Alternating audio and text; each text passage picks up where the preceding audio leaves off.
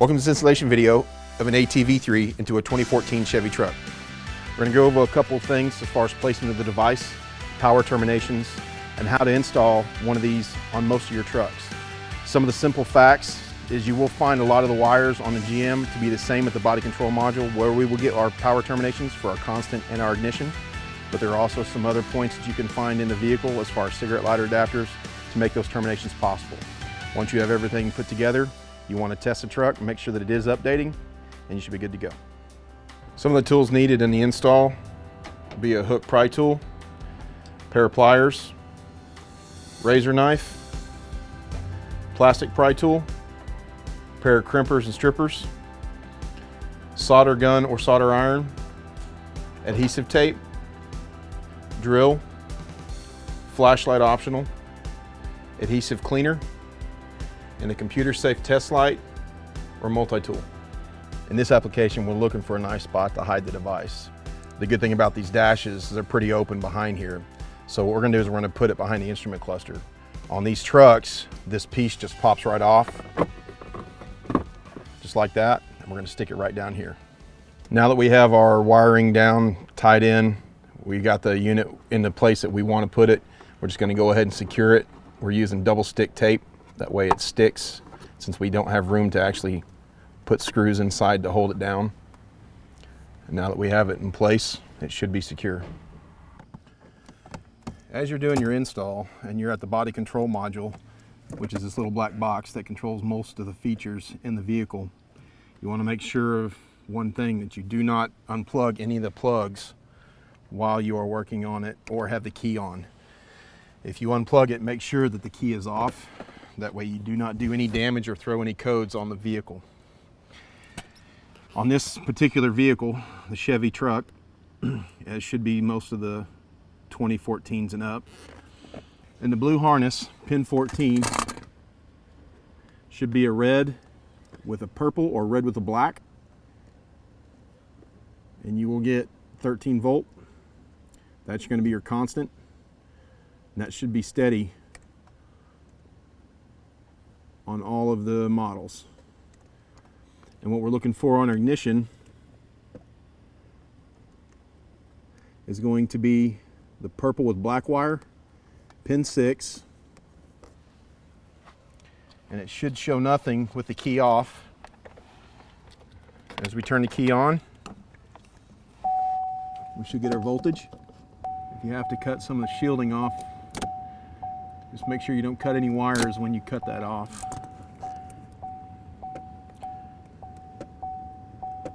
Give yourself enough access that you can get the wire that you're intended for and not damage anything else around it.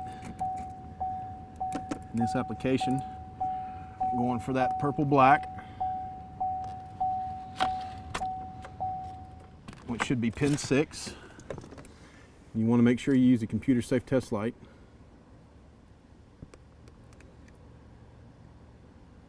So as we're reading ground,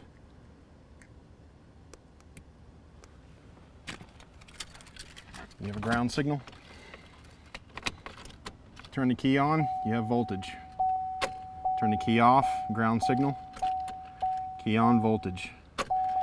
Once again, make sure you are using a computer safe test light. If you do a bulb light, you could pop a code or pop an airbag.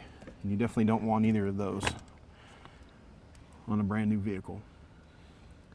So just strip back enough wire that you can get your wire on it.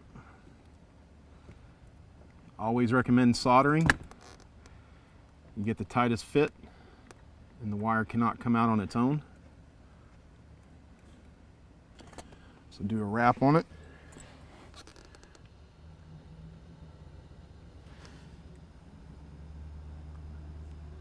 And just a little bit of solder should do the trick. You can also do splice clamps. That way it will adhere to the wire that you're searching for. It's always recommended to do the solder. And when you get the solder on, make sure you tape it back up so it cannot short out on anything else, being it's a feed wire. Get a bit of electrical tape and wrap it around. Make it look like it's part of the vehicle.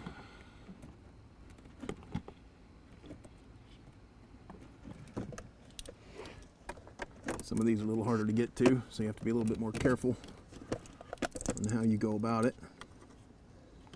But on all GM vehicles, you should be able to get most of your power and ignition down here at your BCM.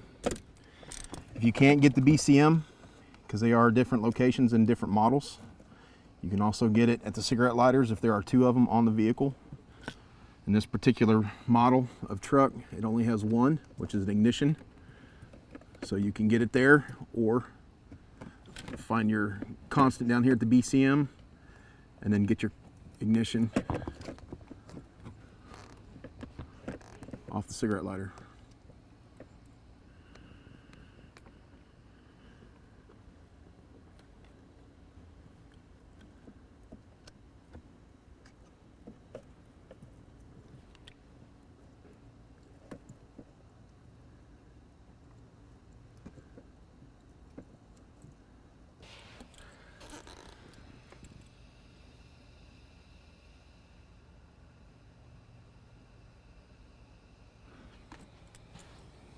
After you secure both of your wire terminations, make sure they are tight. Go ahead and give a little pull. You should be good to go.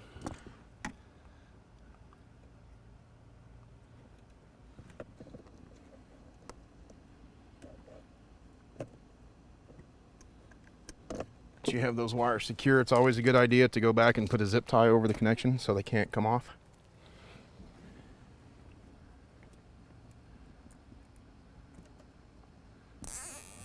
And that secures it all the way.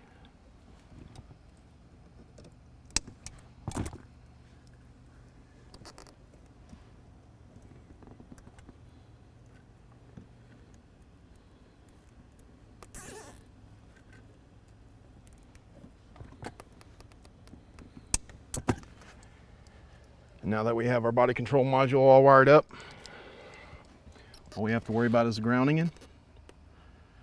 And a good secure ground will be always a chassis ground or frame support.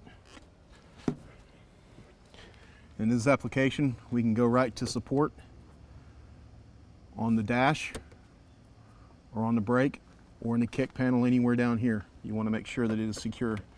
So while we are finished with this box, we will actually go ahead and put it back in its location.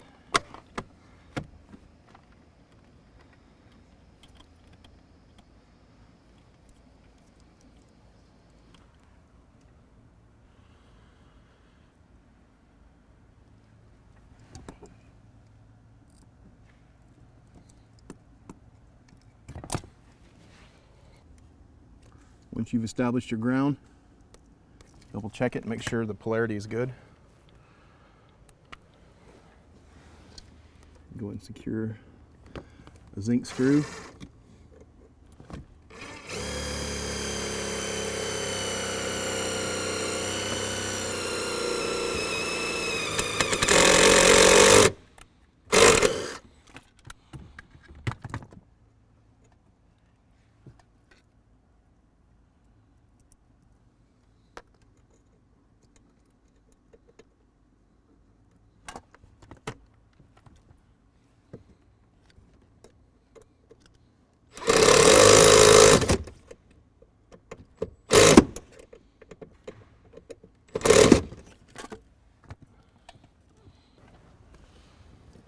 Once we've established all connections are made, we will double check the box for the lights.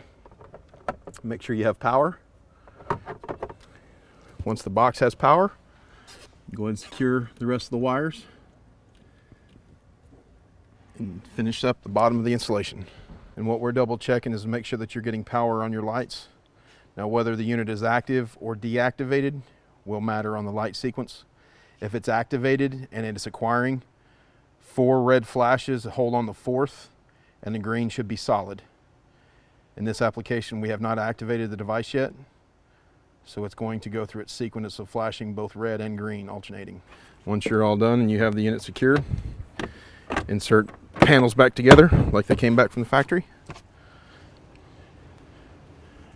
And the unit is hidden and ready to be in service. Now that we've successfully installed the unit inside the vehicle, you've checked your power terminations, you've hidden the device. Next step is to make sure that the unit is active. Once you do that, take the vehicle for a drive and enjoy your U.S. fleet tracking GPS experience.